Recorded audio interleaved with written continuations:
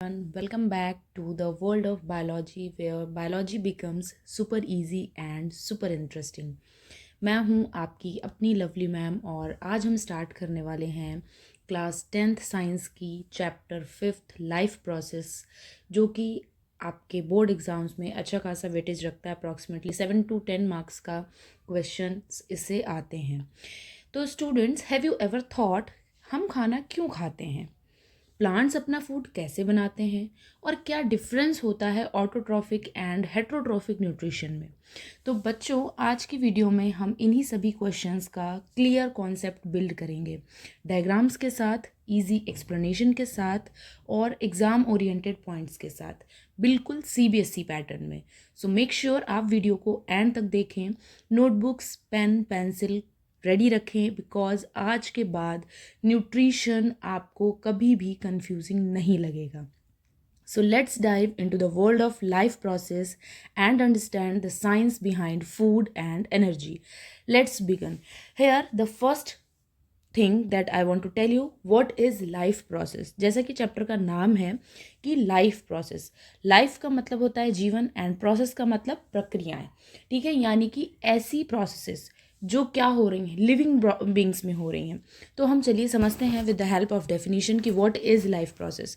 तो the basic functions performed by a living organism to maintain their life on the earth, यानी कि definition के according क्या कह रहा है कि अर्थ पर किसी भी लिविंग ऑर्गेनिजम्स के द्वारा अपनी लाइफ को मेंटेन करने के लिए जो बेसिक फंक्शंस परफॉर्म किए जा रहे हैं, they are called life process.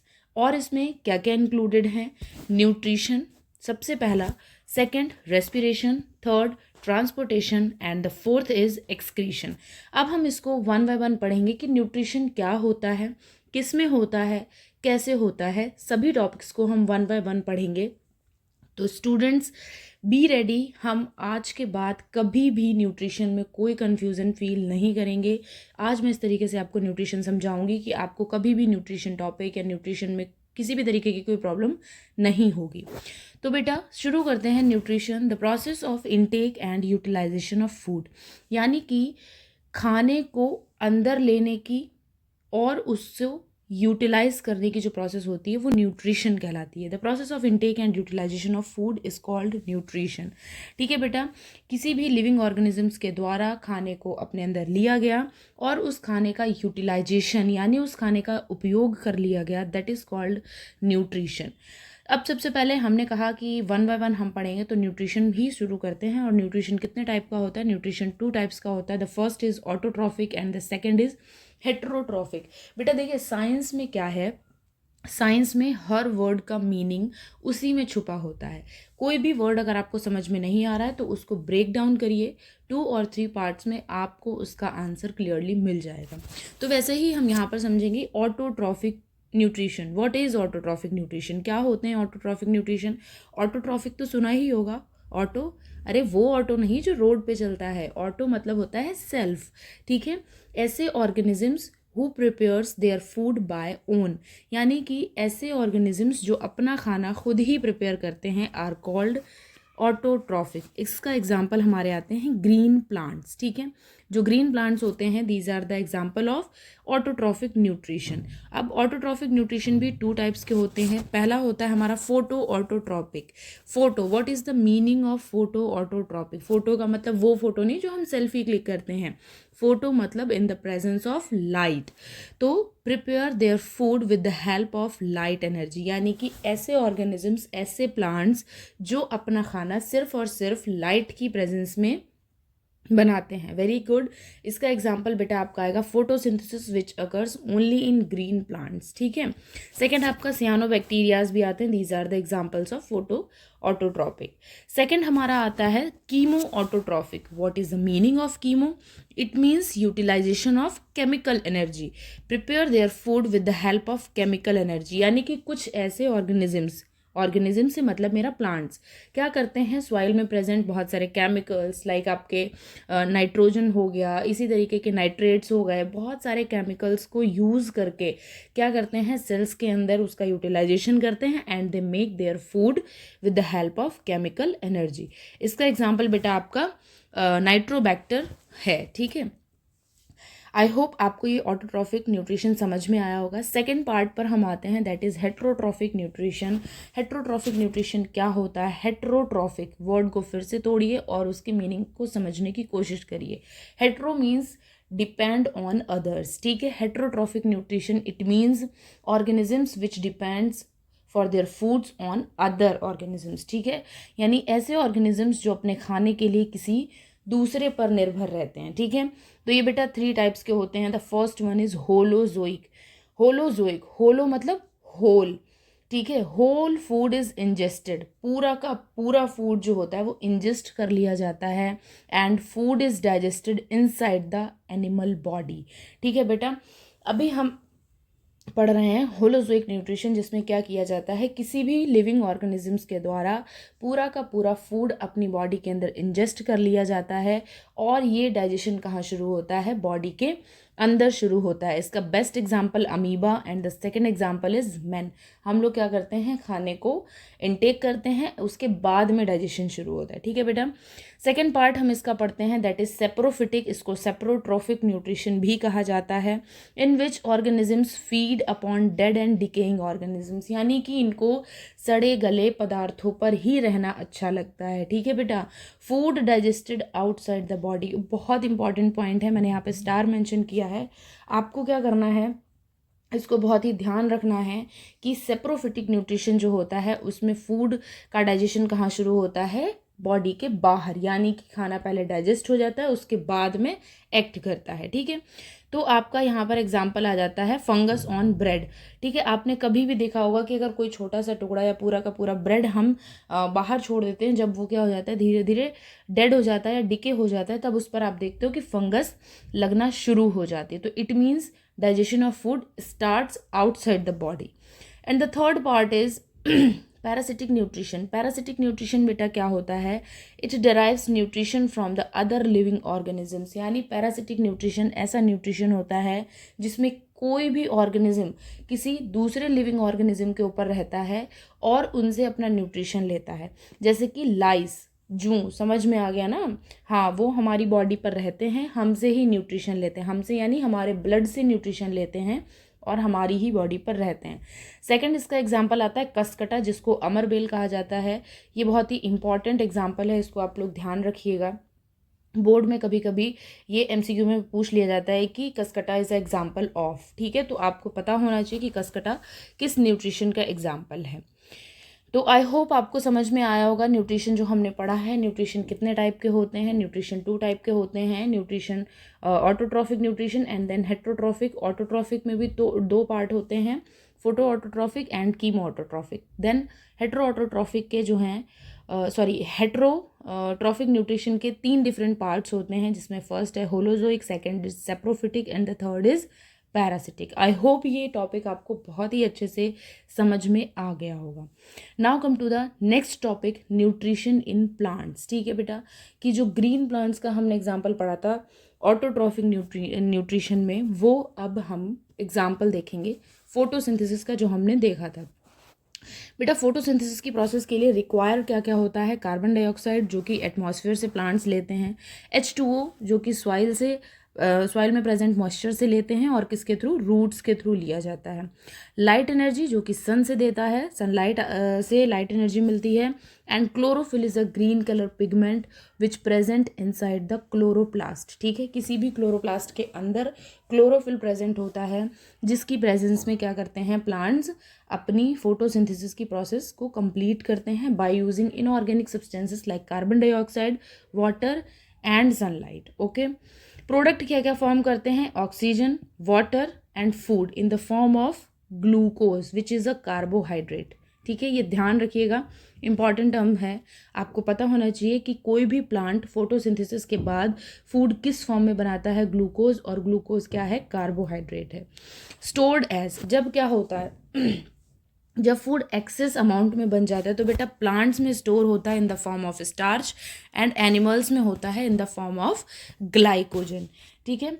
अभी 2025 का जो बोर्ड एग्ज़ाम हुआ है उसमें बहुत ही इम्पॉर्टेंट और बहुत ही ईजी क्वेश्चन आया है, that is explain photosynthesis, explain it's balanced chemical equation of photosynthesis and explain the diagram of open and closed stomata। तो बेटा ये 5 मार्क्स का क्वेश्चन आया है, बहुत इंपॉर्टेंट है, बहुत ईजी भी है, ईजिली आपको समझ में आ जाएगा। अब हम बात करते हैं यहाँ पर फोटोसिंथेसिस की बैलेंस्ड केमिकल इक्वेशन की। तो बेटा क्या हमने यूज़ किया था, रिक्वायर्ड क्या था, कार्बन डाइऑक्साइड एंड वाटर। यहाँ पे हमने 6 मॉलिक्यूल ऑफ कार्बन लिए हैं, carbon dioxide and 12 molecule of water लिया है इन the presence of chlorophyll and sunlight. Product हमको क्या मिला, glucose which is food, and क्या मिला, ऑक्सीजन एंड H2O। ठीक है बेटा, यहाँ पर क्या करते हैं, मैकेनिज्म ऑफ फोटोसिंथेसिस को हम समझते हैं, उसके बाद हम इस इक्वेशन को पर आते हैं और समझाते हैं हम आपको। The first point is absorption of light energy by chlorophyll. बेटा chlorophyll is a pigment which trap the sunlight. ठीक है, क्लोरोफिल ही वो पिगमेंट है जो लाइट को ट्रैप करता है। Second point is conversion of light energy into chemical energy, यानी कि जो लाइट एनर्जी है उसको केमिकल एनर्जी में चेंज किया जा रहा है by splitting water molecules into hydrogen and oxygen. बेटा हाइड्रोजन एंड ऑक्सीजन को सेपरेट करते हैं, स्प्लिट करते हैं, that process is called photolysis of water. यानी कि H2O को जब हम स्प्लिट करेंगे तो हाइड्रोजन अलग हो जाएगा और हमारा ऑक्सीजन अलग हो जाएगा। ठीक है, third point is reduction of carbon dioxide into carbohydrates. यहाँ पर जो कार्बन डाइऑक्साइड है हमारा वो किस में हो गया है, कार्बोहाइड्रेट में रिडक्शन हो गया उसका, विच इज़ अ ग्लूकोज। यहाँ पर मैंने एक फ़ोटो दिया है, आप इसको देख सकते हैं और इसको समझ सकते हैं। यहाँ पे क्या है देखिए, मिनरल्स एंड वाटर क्या है, ये सॉइल से मिल रहे हैं, कार्बन डाइऑक्साइड हमको एनवायरनमेंट से मिल रही है और सनलाइट हमको मिल रही है सन से। ठीक है, अब क्या हुआ, इन सभी की प्रेजेंस में ये जो लीव्स हैं इनके अंदर प्रेजेंट है क्लोरोफिल, और क्लोरोफिल क्या करता है, सनलाइट को ट्रैप करता है और ये सभी मिलकर के क्या बनाते हैं, फूड विच इज़ ग्लूकोज और कार्बोहाइड्रेट। आई होप ये समझ में आ गया होगा। Second and the most important topic is stomata. Stomata क्या होते हैं बेटा, स्टोमेटा पता होगा, these are the tiny pores present on the surface of leaves. ठीक है, स्टोमेटा छोटे छोटे पोर होते हैं जो कि किसी भी लीफ की सरफेस पे प्रेजेंट होते हैं। रोल ऑफ स्टोमेटा क्या होता है, एक्सचेंज ऑफ गैसेस, यानी कि जब स्टोमेटा ओपन एंड क्लोज होंगे तो they exchange the gases. And the second role of stomata is transpiration, यानी कि ये जब स्टोमेटा ओपन होते हैं तो वाटर लॉस करते हैं इन द प्रेजेंस ऑफ सनलाइट। जब टेम्परेचर बहुत ज़्यादा होता है तो किसी भी प्लांट से इवोपरेशन होता है और in the form of water vapours, यानी कि पौधे अपने अंदर का पानी लूज करते हैं। ठीक है, opening and closing of stomata, यही मैं बेटा बताने की कोशिश कर रही थी आपको। ये 2025 में हमारे जो है बोर्ड एग्जाम में आया है क्वेश्चन, 5 मार्क्स का क्वेश्चन आया है। ठीक है, तो इस चीज़ को आप बहुत ही ध्यान से पढ़िएगा कि कभी कभी बहुत इजी क्वेश्चंस भी बहुत हाई लेवल के मार्किंग में पूछ लिए जाते हैं। Opening and closing of stomata क्या होता है, ये ओपन स्टोमेटा है and this one is close stomata. तो बेटा वाटर जब गार्ड सेल्स, ये जो गार्ड सेल्स है ना बेटा, ये आपको दिख रही हैं गार्ड सेल्स, जब इनके अंदर पानी फ्लो करता है तब स्टोमेटा ओपन होता है, and when water flows out from the guard cell तब क्या होता है, स्टोमेटा क्लोज हो जाता है। Opening and closing of stomata क्या होता है, ये लीड करती है हमारे ट्रांसपिरेशन को और एक्सचेंज ऑफ गैसेस को। अब बेटा एक बहुत ही इंपॉर्टेंट क्वेश्चन आता है, लगभग 2 से 3 साल पहले क्वेश्चन आया था कि फोटोसिंथेसिस इन डेजर्ट प्लांट, कि how does photosynthesis occurs in desert plant. जो डेजर्ट प्लांट होते हैं उनमें फोटोसिंथेसिस कैसे होती, क्यों, क्योंकि वहाँ पर टेम्परेचर बहुत ज़्यादा है और पानी बहुत कम है। तो बेटा क्या होता है कि ये प्रोसेस 2 डिफरेंट पार्ट्स में होती है। कैसे होती है, नाइट एंड डे दोनों में इन्होंने क्या किया है, अपनी प्रोसेस को डिवाइड कर लिया। कौन सी प्रोसेस, फोटोसिंथेसिस की प्रोसेस को। यानी कि नाइट टाइम में क्या होगा, स्टोमेटा ओपन होंगे और उस वक्त जो सराउंडिंग में प्रेजेंट कार्बन डाइऑक्साइड है वो एंटर हो जाएगी इनके अंदर और रूट्स के थ्रू वाटर एब्जॉर्ब हो जाएगा और ये क्या करेंगे बेटा, एक केमिकल प्रोसेस कर करके एक ये मैलिक एसिड का फॉर्मेशन करेंगे। ठीक है, इतना समझ में आ गया। क्या करते हैं डेजर्ट प्लांट, अपनी जो फोटोसिंथेसिस की प्रोसेस होती है उसको 2 पार्ट में डिवाइड कर लेते हैं, एक होती है नाइट में और दूसरी होती है डे में। नाइट में स्टोमेटाज ओपन होते हैं जिसमें इस एटमॉस्फेयर में प्रेजेंट कार्बन डाइऑक्साइड एंटर करती है, रूट्स के थ्रू वाटर का एब्जॉर्प्शन होता है एंड ये एक केमिकल प्रोसेस होने के बाद में मैलिक एसिड का फॉर्मेशन करते हैं। डे टाइम में बेटा क्या होता है, डे टाइम में स्टोमेटास जो होते हैं वो क्लोज होते हैं क्योंकि उस वक्त में क्या होता है, टेम्परेचर बहुत ज़्यादा हाई होता है और हाई टेम्परेचर में क्या होता है, इवोपरेशन होता है, ट्रांसपिरेशन होता है, यानी कि किसी भी प्लांट के अंदर से वाटर का लॉस होता है। तो उसको प्रिवेंट करने के लिए डे टाइम में क्या रहते हैं, स्टोमेटास क्लोज रहते हैं डेजर्ट प्लांट के, जिससे कि वो लाइट एनर्जी को एब्जॉर्ब करते हैं और जो मैलिक एसिड है उसका कन्वर्जन कर देते हैं ग्लूकोज में, which is a final product. यहाँ पे मैंने आपको छोटा सा इमेज ऐड करके समझाने की कोशिश किया है कि नाइट टाइम में क्या करते हैं, जो एटमॉस्फेयर में प्रेजेंट कार्बन डाइऑक्साइड है इसको लेते हैं और सॉइल में प्रेजेंट वाटर को ये ले लेते हैं। उसके बाद केमिकल प्रोसेस करके क्या बना देते हैं, मैलिक एसिड। और जब डे टाइम होता है, उस वक्त में सन होता है, तो ये स्टोमेटास को क्लोज कर लेते हैं और क्या बना देते हैं, फाइनल प्रोडक्ट आपका जो होता है वो glucose, which is a food. I hope ये आपको समझ में आ गया होगा। Next topic is nutrition in amoeba. अभी तक हम लोगों ने पढ़ा है न्यूट्रिशन इन प्लांट्स, अब हम न्यूट्रिशन इन एनिमल्स पढ़ना शुरू कर रहे हैं, जिसमें कि हमारा सबसे पहला जो ऑर्गेनिज्म है विच इज़ अ अमीबा। आपको पता होगा अमीबा एक यूनिसेलुलर ऑर्गेनिज्म है, यानी कि सिंगल सेल से बना हुआ ऑर्गेनिज्म है। तो बेटा अमीबा क्या करते हैं, अमीबा स्वीडोपोडियाज यानी फॉल्स फीड जैसा फॉर्मेशन करते हैं। यहाँ पर आप देखिए मैंने मेंशन किया है, दीज आर कॉल्ड स्वीडोपोडियाज। ठीक है बेटा, ये स्वीडोपोडियाज कहलाते हैं, यानी कि ये फॉल्स फीड लाइक स्ट्रक्चर होता है, ये एक फरो जैसी क्रिएट करते हैं और फूड को कैप्चर करते हैं। फूड को कैप्चर करने के बाद में ये अपने अंदर ले लेते हैं एक वैक्यूल क्रिएट करके। उसके बाद में फूड का डाइजेशन होता है in the food vacuole by the process of diffusion which occurs in the cytoplasm. And जब उसके बाद में फूड जो इन्होंने डाइजेस्ट किया है उससे जो भी न्यूट्रिशन, जो भी एनर्जी है वो एब्जॉर्ब करी, उसके बाद जो अनडाइजेस्टेड फूड है उसको बाहर निकाल देते हैं by the same process using pseudopodias. I hope ये समझ में आ गया होगा आपको। इसी के जैसे बेटा एक और ऑर्गेनिज्म होता है जिसको कहा जाता है paramecium, which is also a single celled organism.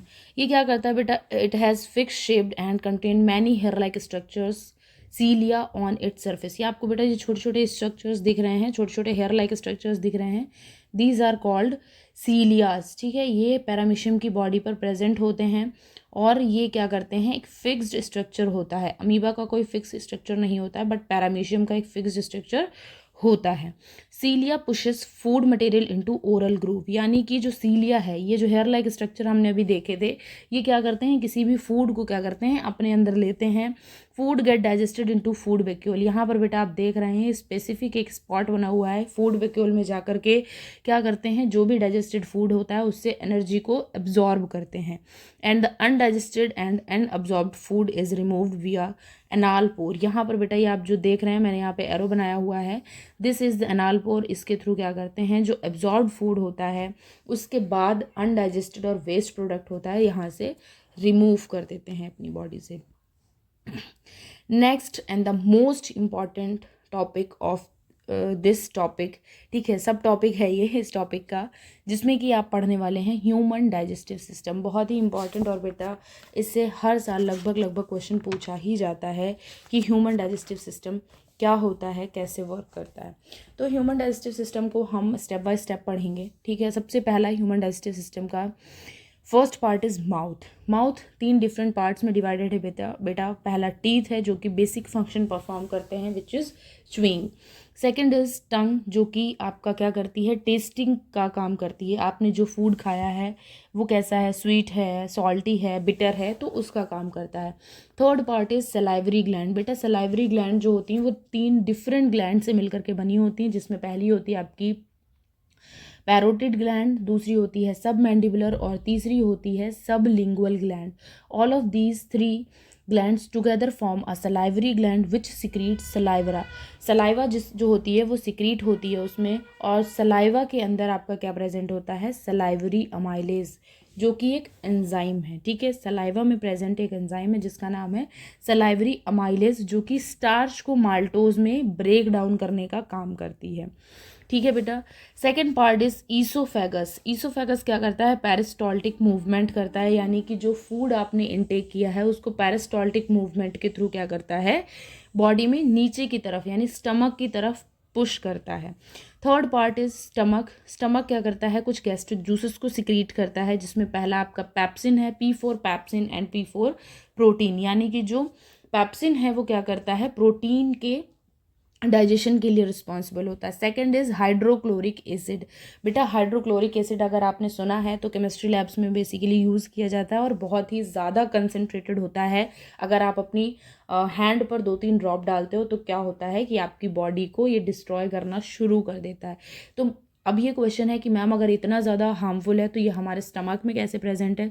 तो बेटा समझाते हैं और स्टमक को ये कैसे प्रिवेंट करता है कि मतलब हमारी बॉडी में प्रेजेंट है, हमारे बॉडी में स्टमक में अगर हाइड्रोक्लोरिक एसिड प्रेजेंट है तो हमको मतलब हमारे स्टमक को कैसे डिस्ट्रॉय नहीं करता है ये, ठीक है। तो हम ये समझाते हैं क्या होता है कि हमारी स्टमक में एक लेयर प्रेजेंट होती है जिसको म्यूकस कहा जाता है, जो कि हमारे स्टमक की इनर लाइनिंग को प्रिवेंट करती है by the action of hydrochloric acid, ठीक है। बेसिकली हाइड्रोक्लोरिक एसिड सिर्फ इसीलिए प्रेजेंट होता है कि ये हमारी स्टमक के इस पीएच को बैलेंस करे, ठीक है, एसिडिक कर दे हमारे फूड को। नेक्स्ट पार्ट आता है हमारा स्मॉल इंटेस्टाइन, जिसके 2 डिफरेंट पार्ट हैं। पहला है हमारा लिवर। लिवर से क्या होता है बेटा, बाइल जूस सिक्रीट होता है। ये अगर एक्सेस अमाउंट में बाइल जूस सिक्रीट होता है तो यहाँ पर आप देख सकते हैं कि ये गाल ब्लैडर बना हुआ है, छोटा सा बलून लाइक स्ट्रक्चर होता है। अगर बाइल जूस ज़्यादा सिक्रीट होता है तो ये कहाँ स्टोर हो जाता है, गॉल ब्लैडर में सिक्रीट हो जाता है, सॉरी स्टोर हो जाता है, ठीक है। लिवर बेसिकली क्या करता है, फैट के इमल्सिफिकेशन के लिए रिस्पॉन्सिबल होता है और जो फूड हमने डाइजेस्ट किया है, जो फूड हमारे स्टमक में प्रेजेंट है, उसके मीडियम को एल्कलाइन बना देता है। नेक्स्ट हमारा पैंक्रियाज आता है। पैंक्रियाज से कुछ पैंक्रियाटिक जूस सिक्रीट होते हैं, जिसमें सबसे पहला होता है पैंक्रियाटिक अमाइलेज, जो कि क्या करता है, कार्बोहाइड्रेट के डाइजेशन के लिए रिस्पॉन्सिबल होता है। सेकंड हमारा आता है ट्रिप्सिन। ट्रिप्सिन क्या करता है, अगेन प्रोटीन के डाइजेशन के लिए रिस्पॉन्सिबल होता है। And the third one is lipase which is responsible for the digestion of fat. I hope यहाँ तक समझ में आया होगा। नेक्स्ट पार्ट अब बेटा आता है हमारा लार्ज इंटेस्टाइन, यानी कि क्या हुआ, स्टेप बाय स्टेप खाने को हमने अंदर लिया with the help of mouth, फिर पेरिस्टॉल्टिक मूवमेंट हुआ, ईसोफेगस में गया, खाने को पुश किया स्टमक में कुछ गैस्ट्रिक जूसेस सिक्रीट हुए जिन्होंने अपने एक्शंस किए। फिर उसके बाद में क्या हुआ, स्मॉल इंटेस्टाइन में फूड को ट्रांसफ़र किया गया। स्मॉल इंटेस्टाइन को बेटा यहाँ पे देखिए छोटा सा इसलिए कहा जाता है इसको क्योंकि इसका डायामीटर बहुत ही कम होता है, ठीक है, that is why it is called small intestine. Small intestine में आपके क्या हैं, लिवर और पैंक्रियाज हैं, जो कि क्या करते हैं, डिफरेंट फंक्शंस को परफॉर्म करते हैं। उसके बाद जो सभी फूड में जो भी न्यूट्रिएंट्स, जो भी एनर्जी प्रेजेंट थी वो एब्जॉर्ब हो गई। उसके बाद में फूड को ट्रांसफ़र किया जाता है लार्ज इंटेस्टाइन में, where absorption of water occurs, ठीक है। And the whole process of digestion completes in the small intestine, ठीक है। जो डाइजेशन की प्रोसेस होती है वो शुरू होती है हमारे माउथ से और ख़त्म होती है हमारे स्मॉल इंटेस्टाइन में। रहा बचा जो होता है absorption of water, it occurs in the large intestine. उसके बाद हमारा पार्ट आता है रेक्टम, जो कि टेम्परली हमारे वेस्ट को स्टोर करता है। And the last part of human digestive system is anus, which responsible for egestion यानी कि रिमूवल ऑफ वेस्ट प्रोडक्ट्स, ठीक है, जो कि सॉलिड फॉर्म में होते हैं, रिमूवल ऑफ वेस्ट प्रोडक्ट करता है, ठीक है। फिर हमारे 2 मैंने डिफरेंट पार्ट लिखे हुए, एक आता है बिलाई। बिलाई बेटा क्या होता है, बिलाई एक फिंगर लाइक प्रोजेक्शंस होते हैं जो कि हमारे स्टमक में प्रेजेंट होते हैं और स्मॉल इंटेस्टाइन में भी प्रेजेंट होते हैं। स्मॉल इंटेस्टाइन में बेसिकली इसलिए प्रेजेंट होते हैं कि वो क्या करते हैं, सरफेस एरिया को इंक्रीज कर देते हैं सो दैट एब्जॉर्प्शन ज़्यादा अमाउंट में हो सके। And rich supply of blood vessels occurs with the help of बिलाई। अब बेटा यहाँ पर आपने मैंने जो चीज़ें बताई थी, फाइनल डाइजेशन ऑफ फूड किस किस फॉर्म में होता है, कार्बोहाइड्रेट का जो होता है ग्लूकोज की फॉर्म में होता है, प्रोटीन का होता है अमाइनो एसिड्स की फॉर्म में, फैट्स का होता है ग्लाइसरॉल एंड फैटी एसिड की फॉर्म में। तो बेटा ये था आज का न्यूट्रिशन टॉपिक जो कि हमारे चैप्टर 1 लाइफ प्रोसेस से था। आई होप आपको वीडियो पसंद आया होगा। तो स्टूडेंट्स आज हमने डिटेल्स में समझा न्यूट्रिशन क्या होता है, ऑटोट्रॉफिक और हेटरोट्रॉफिक न्यूट्रिशन के टाइप्स और फोटोसिंथेसिस का कंप्लीट कॉन्सेप्ट समझा। अगर आपको ये एक्सप्लेनेशन हेल्पफुल लगा है तो वीडियो को लाइक ज़रूर करें, चैनल बायोवर्स को सब्सक्राइब करिए और अपने फ्रेंड्स के साथ शेयर करिए सो दैट कि जो भी क्लास 10th में वो पढ़ने वाले हैं उसको बहुत ही अच्छे से ईजी वे में समझ पाएँ वो, ठीक है। जैसे आपको ये वीडियो हेल्पफुल लगी है उनको भी शेयर करिए सो दैट कि उनके लिए भी ये हेल्पफुल हो। नेक्स्ट वीडियो में हम कंटिन्यू करेंगे लाइफ प्रोसेस का next important topic that is respiration. So stay connected and stay consistent. Remember, biology रटने का सब्जेक्ट नहीं है, समझने का सब्जेक्ट है, ठीक है। Follow for the next topic. Till then keep learning and keep growing. Bye bye students.